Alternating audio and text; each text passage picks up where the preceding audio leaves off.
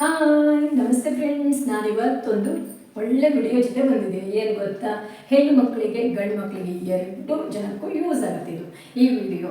ಅಂದರೆ ಹೊಟ್ಟೆ ಬರುತ್ತೆ ಅಲ್ವಾ, ಹೆಣ್ಮಕ್ಕಳಲ್ಲಿ ಯಾರಿಗೆ ಬರುತ್ತೆ ಅಂದರೆ ಮಗು ಆದ ನಂತರ ಸಿಜರಿನ್ ಆಗುತ್ತೆ ಅಲ್ವಾ, ಅಂಥ ಸಂದರ್ಭದಲ್ಲಿ ಅದು ಸ್ಟಿಚ್ ಇರುತ್ತೆ, ಹಸಿ ಇರುತ್ತೆ ಅಂತ 1 ತಿಂಗಳ ತನಕ ಅವರಿಗೆ ದಪ್ಪದ ಬಟ್ಟೆ ಹಾಕಿ ಹೊಟ್ಟೆಗೆ ಟೈಟಾಗಿ ಕಟ್ಟಲ್ಲ. ಆವಾಗ ಅದು ಹೊಟ್ಟೆ ಬಂದೇ ಬರುತ್ತೆ. ಆದರೂ ಕೂಡ ಎಷ್ಟೇ ಸ್ವಲ್ಪ ಹೊಟ್ಟೆ ಬಂದರೂ ಕೂಡ ನಾವು ಈ ರೀತಿ ಜ್ಯೂಸ್ ಕುಡಿದ್ರೆ, ವ್ಯಾಯಾಮ ಮಾಡಿದ್ರೆ ಆದಷ್ಟು ಕಡಿಮೆ ಮಾಡ್ಕೋಬಹುದು. ಓಕೆನಾ? ಅದು ಯಾವ ಜ್ಯೂಸ್ ಅಂತಲೂ ಹೇಳ್ತೀನಿ, ಹಾಗೆ ವ್ಯಾಯಾಮ ಕೂಡ ನಾನು ಹೇಳ್ತೀನಿ ಹೇಗೆ ಮಾಡಬೇಕು ಅನ್ನೋದನ್ನು ಇವತ್ತಿನ ವಿಡಿಯೋದಲ್ಲಿ ತಿಳಿಸ್ಕೊಡ್ತೀನಿ ಆಯಿತಾ. ಹಾಗೆ ಫಸ್ಟ್ ಟೈಮ್ ನಮ್ಮ ಚಾನಲ್ಗೆ ಬಂದವರಾದರೆ ಸಬ್ಸ್ಕ್ರೈಬ್ ಮಾಡ್ಕೊಳ್ಳಿ, ಪಕ್ಕದಲ್ಲಿರೋ ಬೆಲ್ಲೈಕನ್ ಒತ್ತಿ ಯಾವುದೇ ಒಂದು ವಿಡಿಯೋ ಹಾಕಿದ್ರು ನೀವು ನೋಡ್ಬೋದು.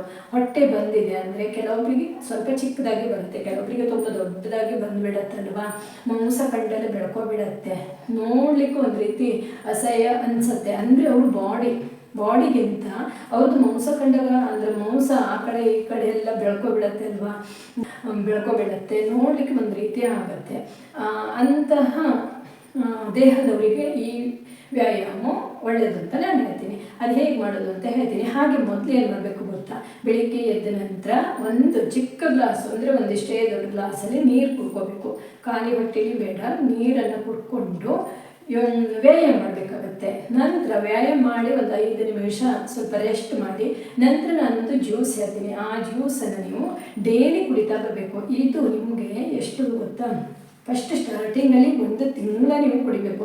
ನಂತರ ನೀವು ಹೀಗೆ 1 ದಿನ ಬಿಟ್ಟು 4 ದಿನಕ್ಕೆ 5 ದಿನಕ್ಕೆ ಹೀಗೆ ನೀವು ಜ್ಯೂಸನ್ನು ಕುಡಿಬಹುದು. ಡೈಲಿ ಕೂಡ ಕುಡಿಬಹುದು. ಇಲ್ಲ ಅಂದರೆ ನಿಮ್ಗೆ ಬೇಡ ಅಂದುಬಿಟ್ರೆ ವಾರಕ್ಕೊಮ್ಮೆ ಕೂಡ ನಂತರ ಕುಡಿಬೇಕು.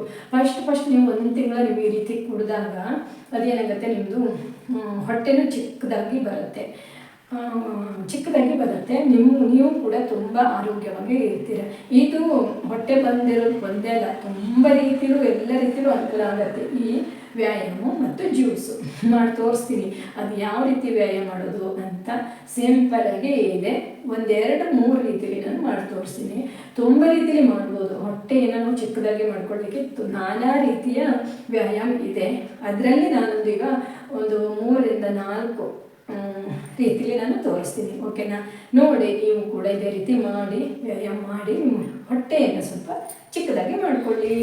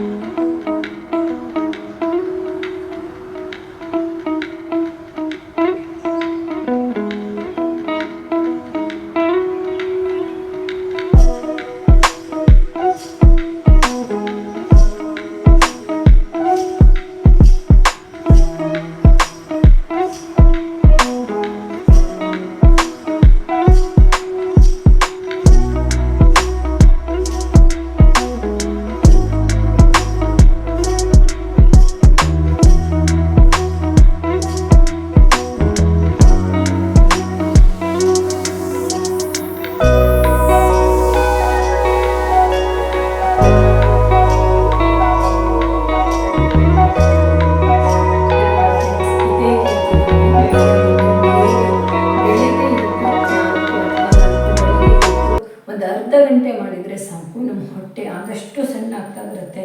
ನಂದು ಕೂಡ ಸ್ವಲ್ಪ ದೊಡ್ಡನೇ ಹೊಟ್ಟೆ ಆಗಿತ್ತು, ಯಾಕಂದರೆ ನನಗೆ ಮಕ್ಕಳು ಹುಟ್ಟೋ ಸಂದರ್ಭದಲ್ಲಿ ಸಿಜರಿನ್ ಆಗಿತ್ತಲ್ವ, ಅದಕ್ಕೆ ನನಗೆ ಸ್ವಲ್ಪ ದೊಡ್ಡ ಹೊಟ್ಟೆ ಆಗಿರೋದ್ರಿಂದ ನಾನು ಇದೇ ರೀತಿ ಮಾಡಿ ನನ್ನ ಹೊಟ್ಟೆಯನ್ನು ಸ್ವಲ್ಪ ಆದಷ್ಟು ಚಿಕ್ಕದಾಗಿ ಮಾಡ್ಕೊಂಡಿದ್ದೀನಿ. ಆದರೆ ಇದನ್ನು ನಾವು ಡೈಲಿ ಮಾಡಬೇಕಾಗತ್ತೆ, ಮಧ್ಯೆ ಮಧ್ಯೆ ಬಿಟ್ಟಾಗ ಮತ್ತೆ ಅದು ಹೊಟ್ಟೆ ಸ್ವಲ್ಪ ದೊಡ್ಡ ಆಗ್ತಾ ಬರುತ್ತೆ. ಹಾಗೆ ನಮಗೆ ಈ ರೀತಿ ನಾವು ಬೆಳಿಗ್ಗೆ ಎದ್ದು ಕೂಡ ನೀರನ್ನು ಕುಡಿಯೋದು ರೂಢಿ ಮಾಡ್ಕೋಬೇಕು. ಕೇವಲ ವ್ಯಾಯಾಮದಿಂದ ಹೊಟ್ಟೆ ಚಿಕ್ಕದಾಗಲ್ಲ, ಅದಕ್ಕೆ ಸರಿಯಾದ ನೀರು, ಸರಿಯಾದ ಆಹಾರ ಈ ರೀತಿ ನಾವು ತಗೊಳ್ತಾ ಬಂದರೆ ನಮಗೆ ಯಾವುದೇ ರೀತಿಯ ಹೊಟ್ಟೆ ದೊಡ್ಡದಾಗಿ ಬರೋದು, ಮಾಂಸ ಎಲ್ಲ ಬೆಳ್ಕೊಳ್ಳೋದು ಈ ರೀತಿಯೆಲ್ಲ ಆಗಲ್ಲ.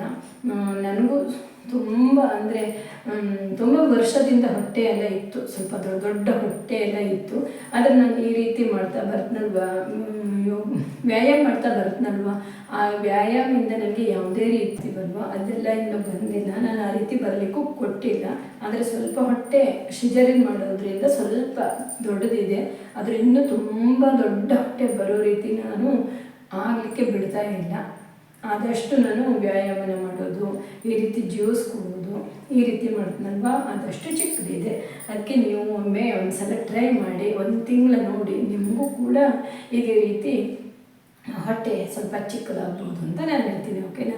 ಈ ವಿಡಿಯೋ ಇಲ್ಲಿಗೆ ಎಂಡ್ ಮಾಡ್ತೀನಿ. ಈ ವಿಡಿಯೋ ನೋಡೋದಕ್ಕೆ ಧನ್ಯವಾದಗಳು.